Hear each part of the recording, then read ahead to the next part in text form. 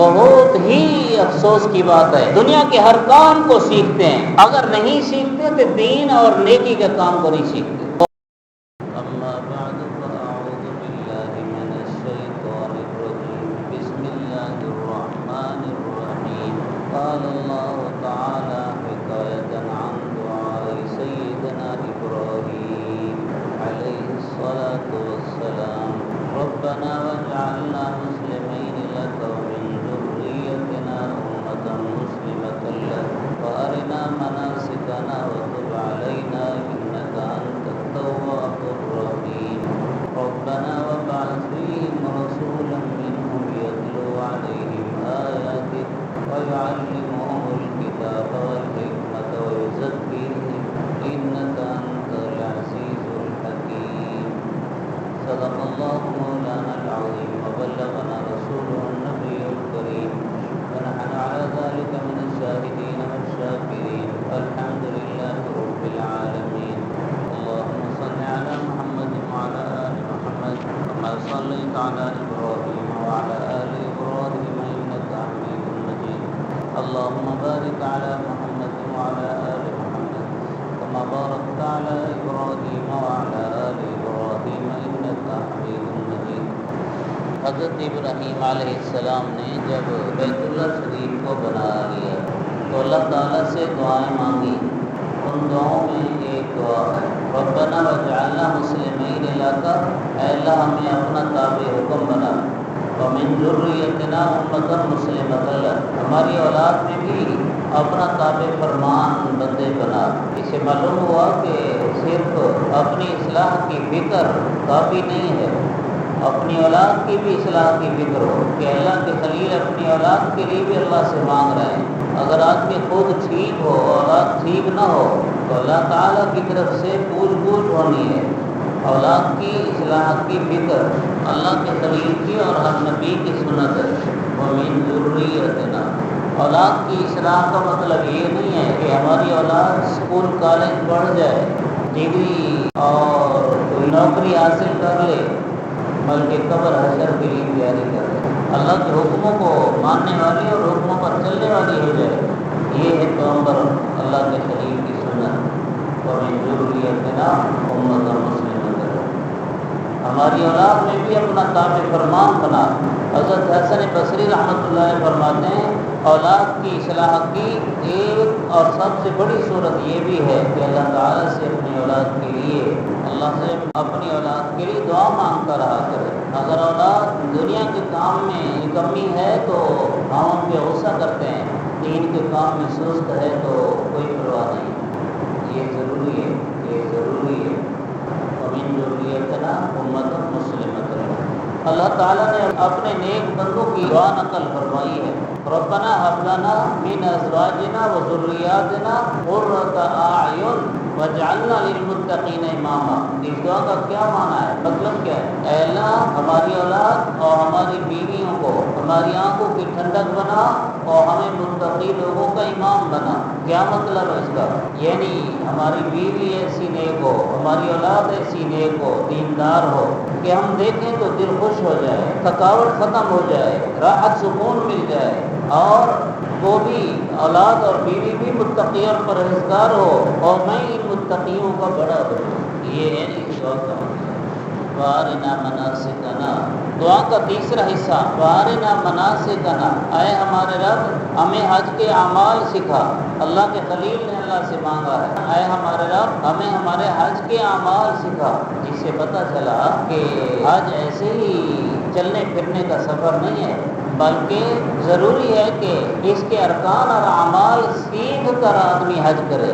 اگر سیکھنے کی ضرورت نہیں ہے تو اللہ کے خلیل کیوں مانگتے ہیں اللہ سے ہمیں ہمارے حج کے اعمال سکھا۔ مسلمانوں میں دن بدن تنزلی اور سب سے بڑی کمزوری جو آ رہی ہے وہ یہ ہے کہ نیک اعمال کی ہمارے دل میں کوئی قدر و قیمت نہیں ہے۔ اللہ تعالیٰ کا قرآن سن لیں کہ اس عمل کی یہ فضیلت ہے، دل یقین نہیں کرتا کہ یہ فضیلت ہوگی۔ حضور کی حدیث سن لیں کہ اس عمل کی یہ فضیلت ہے، دل یقین نہیں کرتا کہ اتنا انعام ملے گا اس پر۔ اس لیے اعمال سیکھتے بھی نہیں، جب اہمیت کم ہو گئی اعمال سیکھتے بھی نہیں۔ حج فرض جو حج ہے وہ زندگی میں صرف ایک بار ہے. نماز تو 5 دفعہ ہے روزانہ. حضرت تھانوی رحمہ اللہ فرماتے ہیں کہ روزانہ کی نماز پڑھتے پڑھتے پہلے ریا اور عادت بنے گی پھر عبادت بنے گی. لیکن حج تو ہے ہی ایک بار فرض, اس کی عادت کہاں سے بنے گی کہ پہلا جو فرض ہے حج فرض جو ہے پہلا اس کو ہم ٹھیک طریقے سے بنائیں. پہلے عادت بنائیں گے پھر حج کو ٹھیک طریقے سے کریں گے. جب عادت بنے گی حج کرنے کی اس وقت تو حج فرض ہی نہیں رہے گا, وہ تو پھر نفل حج ہوگا. فرض حج تو پہلی دفعہ کا ہے اور اس کو بھی ہم اہمیت نہیں دیتے, جس کی وجہ سے نہ سیکھتے ہیں اور نہ اللہ کی رضا اور محبت دل میں ہوتی ہے. ایک اللہ والے نے دیکھا حاجیوں کا قافلہ جا رہا ہے تو انہوں نے فارسی میں ایک شعر کہہ دیا, تقریباً اس کے الفاظ مجھے تھوڑے تھوڑے یاد ہیں. اے راہ روان کعبہ کجائے کعبہ دری جاس بے آئے. اے کعبہ کا سفر کرنے والوں تم کہاں ہو, یعنی کدھر کو سفر کر رہے, کعبہ یہاں ہے یہاں آؤ. کیا مطلب ہے؟ یعنی اللہ والے کے پاس اللہ کی محبت سیکھو, دل میں کعبہ والا آئے پھر کعبہ جاؤ. دل میں اللہ کی محبت سیکھو تو کعبہ والا آ جائے پھر کعبہ کا سفر کرو. اب کعبہ گئے اور کعبہ والا دل میں نہیں تو یہ کعبہ میں جا کر کیا کیا؟ جب آدمی کسی میزبان کے پاس جاتا ہے تو اس کا گھر تھوڑا ہی دیکھنے جاتا ہے, تو وہ تو خود اسی سے ملاقات کرنے جاتا ہے, اس میزبان سے ملاقات کرنے جاتا ہے. جب میزبان کی محبت ہی دل میں نہیں اور یہ احساس اور خیال بھی نہیں کہ میں فلاں سے ملاقات کرنے جا رہا ہوں, تو اس کے گھر میں جا کر اس کا گھر ہی دیکھ آئے گا. میزبان کی محبت نہ دل میں پہلے تھی نہ واپسی پر ہے, اس کی عظمت اس قدر نہ دل میں پہلے تھی نہ واپسی پر ہے. جب سیکھ کر نہیں جاتے, اللہ کی محبت دل میں ڈال کر نہیں جاتے تو ہمارا حج نام کا ہوتا ہے, کام کا نہیں کرتا. بہت ہی افسوس کی بات ہے, دنیا کے ہر کام کو سیکھتے ہیں, اگر نہیں سیکھتے تو دین اور نیکی کے کام کو نہیں سیکھتے. کوئی دکان کھولنی ہے تو دکانداروں سے مشورہ کریں گے, اور ادھر حج کو جانا ہے تو علماء حاجیوں سے مشورہ نہیں کرنا ہے, اور اگر کرنے کا ارادہ بھی ہوگا تو ایک دو مسئلہ پوچھ لیں گے بس. اگر عالم دین کہے کہ جی آپ فلاں دین آ جاؤ اور مجھے 2 گھنٹے دے دو میں تمہیں حج سمجھا دوں گا, یہ 2 گھنٹے بھی نہیں لائے گا, فارغ نہیں کرے گا. اچھا مجھے وقت ملا تو میں آ جاؤں گا. اب یہ اس کے لیے دنیا کے سارے کاموں کے لیے وقت فارغ کرتا ہے اور حج پر جاتے وقت حج سیکھنے کے لیے وقت فارغ نہیں کرتا ہے. بھائی تم تو اندھے ہو, تمہیں بینوں سے پوچھ کے جانا چاہیے کہ کون سے منزل کا کون سا راستہ ہے, اور کوشش کرو کہ بینوں کے ساتھ چلو. اللہ معاف کرے, تبلیغ میں بھی وقت نہیں لگاتے, مدرسوں میں بھی نہیں آتے, اور اپنے محلے کے امام سے بھی نہیں سیکھ لیتے. بھئی مسجد میں داخل ہونے کی دعا ہے, اس کا جو ادب ہے, مسجد سے نکلنے کی جو دعا ہے اور اس کا جو ادب ہے, وہی ادب اور سب سے زیادہ لازماً کعبۃ اللہ میں کرنا پڑے گا اور مسجد نبوی میں کرنا پڑے گا. وہاں اندھوں کی طرح یوں چلنا ہے, اوپر کو نظر ہے اور نیچے کو چلنا ہے, ادھر کو دیکھ رہے ہیں ادھر کو دیکھ رہے ہیں. جو کعبۃ اللہ کو جا رہا ہو پہلے بھی دل میں محبت الہیہ پوری نہ ہو اور پھر وہاں مکہ کے بازار ہی دیکھنے شروع ہو جائے, اور اسے پہلے ہوائی جہاز میں میموں سے ملاقات اور ان سے باتیں اور خوش گپیاں, یہ جو عورتیں ہوتی ہیں ان سے خوش گپیاں, سارا ایمان تو برباد کر رہا ہے. یہ اللہ سے محبت کیا لے رہا ہے؟ شیطان سے محبت لے رہا ہے. اللہ کو کیا راضی کر رہا ہے؟ شیطان کو راضی کر رہا ہے. یہاں سے یاد آ گیا بات پھر کہیں بھول جائے گی. حضرت شاہ اسماعیل شہید رحمت اللہ علیہ حج کو گئے تو ایک دفعہ کعبۃ اللہ تو بہت کمرے کا نام ہے, لیکن حرم تو اس سے پہلے شروع ہو جاتا ہے نا, جہاں جوتیاں اتار لیتے ہیں. وہاں کھڑے ہو گئے, وہ جو دروازے ہیں اندر, وہاں کھڑے ہو گئے کہ میں کسی کو اندر نہیں جانے دیتا. تو وہاں کے پولیس والوں اور حکومت والوں نے پوچھا کہ کیوں؟ دروازے بند کر دیے اور خود دروازے پر کھڑے ہو گئے, نہیں جانے دیتے. ابھی کیوں نہیں جانے دیتے؟ غور کی بات ہے, سنو. تو حضرت شاہ اسماعیل شہید رحمت اللہ علیہ نے فرمایا ان حاجیوں نے جو احرام باندھ رکھا ہے, ان حاجیوں کی جامع تلاشی لو تو تمہیں نظر آئے گا کہ ان کا وضو ٹوٹ چکا ہے, تمہیں نظر آئے گا.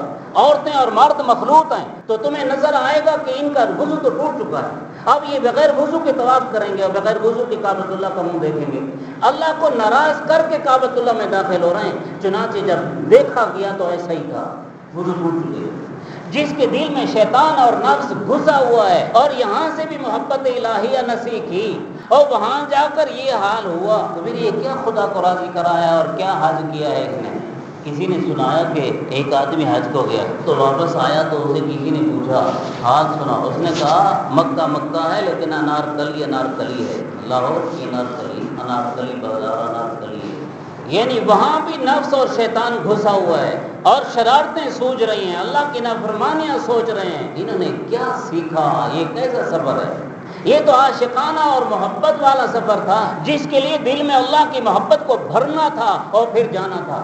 حج کے لیے بھی ایسے ہی چل پڑتے ہیں اور عمرے کے لیے بھی ایسے چل پڑتے ہیں۔ حضرت تھانوی رحمہ اللہ فرماتے ہیں پہلا حج جو فرض ہے جب اس کو ٹھیک نہ کرو گے تو پھر کون سے حج کو ٹھیک کرو گے؟ پھر ایک دفعہ حج کیا، اگر اس کے فرض وغیرہ ادا ہو گئے، واجب ادا ہو گئے، لیکن سنن آداب اور اللہ وہ نہیں ہوئے اور اللہ کی نافرمانیاں دوسری ہوتی رہیں، تو یہ تمہارا حج فرض تو سر سے اتر گیا لیکن اللہ کی رضا اور خوشی اور ثواب تو نہیں ملا تمہیں۔ کیا پھر فرض تم نے ادا کیا؟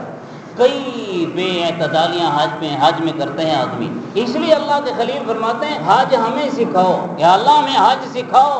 حج سیکھ کے جائے آدمی، بغیر سیکھے کے جو جاتا ہے ایسے ہی جاتا ہے جیسے لاہور اسلام آباد اور انڈیا اور کراچی اور پشاور کا سفر کیا۔ وہ تو اللہ کا فرض ہے جیسے نماز، اب نماز جس انداز سے پڑھنی چاہیے اس انداز سے آدمی سیکھ کے پڑھے نا۔ حج بھی تو ایک ہی دفعہ فرض ہے، اس ایک دفعہ فرض کو اس سے بھی زیادہ سیکھنا چاہیے جتنا نماز کو سیکھنا چاہیے، اس سے بھی زیادہ سیکھنا چاہیے جتنا نماز کو سیکھنا چاہیے، لیکن نماز کو جتنا سیکھتے ہیں اتنا بھی نہیں سیکھتے۔ کئی دکھاوے کے لیے حج کو جاتے ہیں، حاجی نام رکھ لیا، اللہ من تو رہا حاجی بگویم تم رہا حاجی بگو، واپسی پر ایک دوسرے کو کہیں حاج سے حاجی سے حاجی سے، اور پیچھے والے رشتہ داروں نے بھی پہلے ہی ریاکاری کا بندوبست کر رکھا ہے، حج مبارک لکھ رکھا ہے، کپڑے لگا رکھے ہیں اور پتہ نہیں کیا کچھ کر رکھا ہے، حج مبارک۔ بھئی جب کوئی آدمی یہاں سے نماز پڑھ کے واپس جائے تو یہ نماز پڑھ کے واپس جانے والا بھی تو اللہ کا فرض ادا کرنے والا ہے، جیسے حج کر کے واپس آنے والا اللہ کا فرض ادا کرنے والا ہے، تو کیا یہ جو نماز پڑھ کے واپس جانے والا ہے اس کے لیے بھی تم نے کوئی بورڈ لگا رکھا ہے کہ نماز مبارک، حج مبارک، نماز مبارک، یہ لگا رکھا ہے کیا؟ اور پھر نماز کے لیے بھی کبھی کہہ دیا کہ بھی آپ کو نماز مبارک ہو۔ آپ زمزم اور کھجور لینے کے لیے اور پھر ان سے دعا لینے کے لیے جانا جائز ہے، وہ سنت اور مستحب درجے کا عمل ہے، اسے منع نہیں کر رہا۔ یہ کہہ رہا ہوں کہ خالی اتنی بات تو نہ ہو، حج ایسا کیا جائے جیسا حقیقت میں حج ہوتا ہے، اور پھر حج کی حقیقت کیا ہے اور ایسا اصلی حج کیسے ہوگا۔ ایک تو یہ ہے کہ حج سے جب واپس آئے تو اب زندگی اس کی بدلی ہوئی، اعمال بدلے ہوئے ہوں، پہلے بد کردار تھا اب نیک کردار ہو جائے، پہلے 2 نمبر کام کرتا تھا اب 1 نمبر کام کرے، پہلے جھوٹ بولتا تھا اب نہیں بولے، ہر عمل ٹھیک ہو جائے، زندگی پلٹ جائے، یہ ہے اصل حج، یہ ہے حقیقت حج کی۔ جب وہاں بھی ناراض کرتے ہیں، واپس آئے تو اللہ کو ناراض کیا۔ عیسیٰ علیہ السلام کا گدھا اگر حج کو جائے اور واپس آئے تو وہی گدھا ہی ہوگا۔ شیخ سعدی فرماتے ہیں، شیخ سعدی رحمۃ اللہ علیہ فرماتے ہیں کہ حضرت عیسیٰ علیہ السلام کا گدھا اگر کعبۃ اللہ مکہ مکرمہ چلا بھی جائے واپس آئے گا تو وہی گدھا ہی ہوگا، حاجی نہیں ہوگا۔ ہم گدھے بن کے واپس نہ آئیں، جائیں تو گدھے ہوں، واپس آئیں تو انسان ہوں، یعنی جاتے وقت ہماری بے عقلیاں اور بے وقوفیاں اور کمزوریاں ہیں تو واپسی کے وقت ہمارے اندر انسانیت ہو، ہم اللہ والے بن کے آئیں، ہماری زندگی بدل جائے، اللہ معاف کرے۔ وہاں جا کے نظر کی حفاظت نہیں، کان کی حفاظت نہیں، کعبۃ اللہ میں کھڑے ہو کے پوچھتے ہیں گنے کی کٹائی شروع ہو گئی ہے، ہمارا گنا کتنا ہوا ہے، کہاں کھڑے ہیں اور کیا کہہ رہے ہیں، کہاں کھڑے ہیں اور کون سی سوچ ہے۔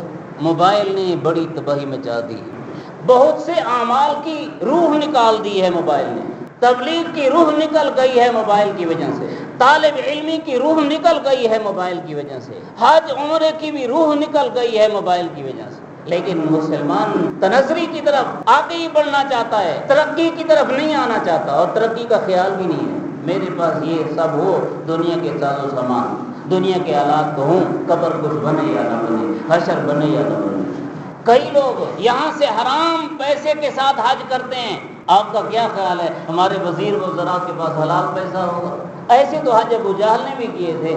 ایسا حج کریں کہ اللہ قبول فرما لے۔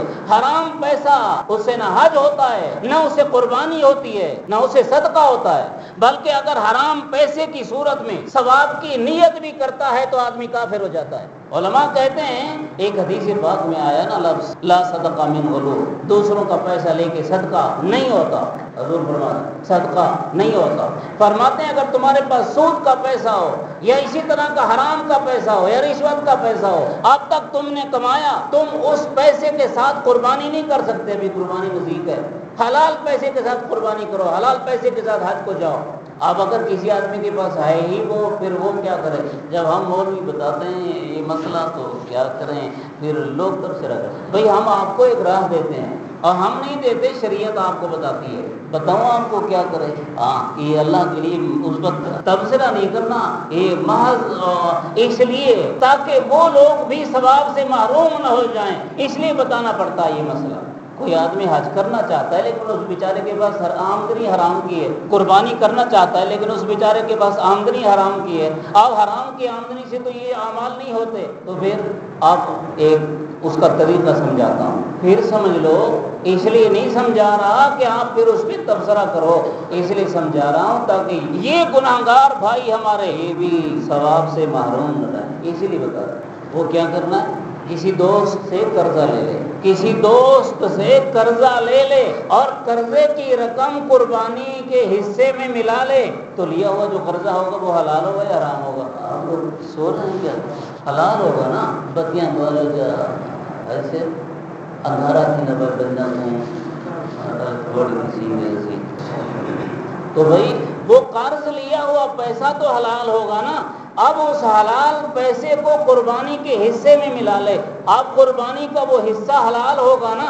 ایسے ہی حج پہ جا رہا ہے اور اس کے پاس حرام کی آمدنی ہے، تو اب اس کو شریعت راستہ یہ بتاتی ہے کہ حرام کی آمدنی سے تو پھر حج نہیں ہوگا، اس لیے تو کسی سے قرض لے لے 4-5 لاکھ جتنا لگتا ہے، اور اسے کہے کہ میں جب حج سے واپس آؤں گا تیرا قرض ادا کروں گا، پھر اس کا قرض جس طریقے سے چاہے ادا کر لے، اس کا حج تو ہو جائے گا، پھر اس کا قرض جس طریقے سے چاہے ادا کر لے۔ پھر آپ کی عقل یہ سوچنے لگتی ہے، بھئی یہ عقل سے کام نہیں چلتا ہے، اب آپ کی عقل یہ سوچنے لگتی ہے، میں نے تبصرہ کئی دفعہ یہ سنا ہے، ایک دفعہ مسئلہ یہ بیان کیا نا، اب وہ جو جس سے قرض لیا ہے اس کو جو حرام آمدنی کا پیسہ دے گا، تو پھر اس کے لیے حلال کیسے بنتا ہے؟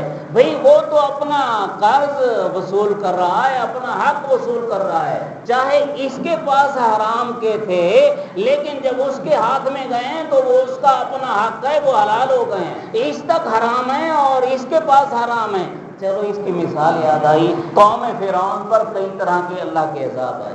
ایک عذاب مثلا یہ ہوتا تھا کہ ان کا کھانا پینا خون بن جاتا تھا، لیکن جب جو بنی اسرائیل کے کھانے تھے وہ ٹھیک ٹھاک تھے، اب بنی اسرائیل کے کسی آدمی سے فرعونی کہتے تھے کہ تم اپنا کھانا پینا ہمیں دے دو، اب وہ اپنا کھانا پینا ان کو دیتے تھے، جب دیتے تھے تو ٹھیک ہوتا تھا اور جب ان کے ہاتھ میں جاتا تھا تو پھر وہی خون بن جاتا تھا۔ ہاتھ کے بدلنے سے حکم بدل جاتا ہے۔ آپ کی اتنی عقل نہیں ہے جتنی سمجھاتی بس اس پر آمنا و صدقنا بولو کہ بس ٹھیک ہے، شریعت نے جو ہمیں مسئلہ بتایا بس ٹھیک ہے۔ بھئی یہ گھڑن تو بات نہیں ہے، شریعت کا مسئلہ ہے۔ ہاں بات کہاں سے؟ تو کوئی تو حج کو جاتے ہیں حرام پیسے کے ساتھ، اللہ کے لیے حج بھی تو کرو حلال پیسوں کے ساتھ۔ دوسری چیز وہ جو اس سے بھی پہلے سمجھا رہا تھا کیا کہ سیکھ کے جاؤ اللہ کے لیے، سیکھ کے جاؤ۔ دنیا کا ہر کام سیکھتے ہیں، نہیں سیکھتے تو اتنا عام صبر نہیں سیکھتے ہیں، جب انہیں کہا جائے کہ جب تم احرام باندھو گے تو احرام باندھنے کے بعد نیت کر کے تم نے کہنا پڑے گا لبیک اللہم لبیک لبیک لا شریک لک لبیک ان الحمد والنعمت لک والملک لا شریک لک۔ اب یہ الفاظ بھی اس حاجی کو نہیں آتے، یہ الفاظ بھی اس حاجی کو نہیں آتے۔ یہ تو ایسا سمجھو کہ پہلی نیت ہے اور اللہ اکبر کہہ رہے ہیں۔ اب جس آدمی کو اللہ اکبر ہی نہ آئے تو کیا کرے؟ جب آپ جا رہے ہیں تو آپ کیوں نہیں سیکھتے؟ سمجھ لو، جب جوان آدمی کی شادی ہو رہی ہے اس پر فرض عین ہے کہ شادی کے مسائل سیکھے، بیوی کے حقوق سیکھے، گھریلو مسائل ضروری مسائل سیکھے۔ مسائل نہیں سیکھتے تو ماہواری میں بیوی سے ہم بستر ہوتے ہیں، حرام میں پڑتے ہیں۔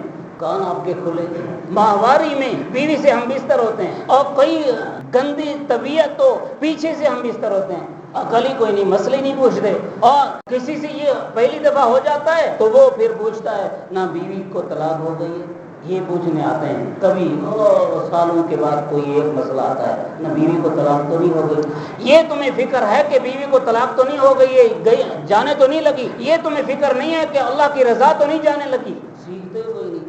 جب دکان کھولو تو کاروبار کو سیکھو، ضروری مسائل سیکھنا فرض عین ہے۔ جب جوان ہو، جوانی سے پہلے نماز روزہ وغیرہ کے ضروری مسائل سیکھنا فرض ہے۔ جب صاحب اولاد بنو تو اولاد کے ضروری مسائل سیکھنا فرض ہے۔ جب عمرے پہ جاؤ تو سیکھو عمرے پہ کیسے جانا ہے۔ اب انہوں نے سیر و تفریح سمجھ رکھا ہے، سیر و تفریح کرنی ہے اللہ کے لیے۔ میری یہ بات پکی دل دماغ میں بٹھا لو کہ ہم اس وقت عمرے پر جائیں گے، اس وقت حج پہ جائیں گے جب سیکھ لیں گے۔ تم نے تو درخواست دے دی، اور درخواست دینے کے بعد نام بھی آ گیا، اس کے بعد بھی اب کیا کر رہے ہیں آپ لوگ؟ رشتہ داروں کی دعوت کرنی ہے، دوست ملنے آ رہے ہیں، اب مہمانوں کا ایک سلسلہ ہے جو شروع ہو گیا۔ یہ دشمن ہے مہمان، جو اس کو فرصت بھی نہیں دیتے کہ یہ سیکھنے جائے، اور یہ بھی اپنا دشمن ہے جو اپنا وقت بھی نہیں نکالتا کہ عالم کے پاس جا کے سیکھوں۔